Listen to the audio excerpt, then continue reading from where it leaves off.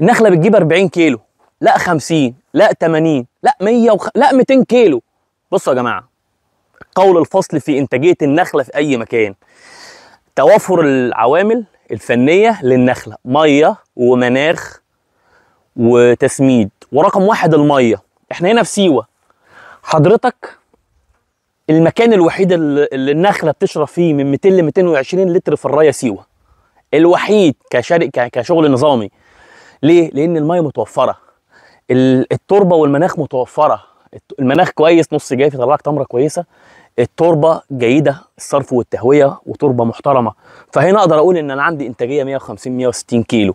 شوف متوسط سيمتريه النخل، التمر هتلاقي متوسط 150 160 كيلو. اللي بيقول لك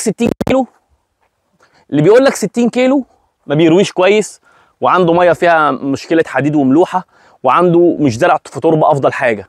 اللي بيقول لك 100 كيلو مش عارف يطلع الميه الكافيه من البير للفدان. عشان كده احنا في بشاير سيوه بنعمل ايه؟ بنعمل البير في بشاير سيوه على 60 فدان، يعني بناخد النخله بتاخد كفايتها من الميه. بنعمل بير يطلع 220 لتر في الراي. بنعمل يعني اقل البير اللي احنا بنعمله معدل مثلا 1200 متر مكعب، يعني اخره 60 فدان عشان النخله تاخد لها متوسط 200 لتر. طبعا الانتاج، التطور النخله من الزراعه الحديثه، ري كل يوم، تطلع سنتين بعد كده بيحتاج الري بيزيد وكفايه النخله من الميه بيزيد. بس احنا بنتكلم لما نيجي نعمل البنيه التحتيه بتاعتنا بنعملها على الطاقه القصوى لاحتياج النخله. تمام؟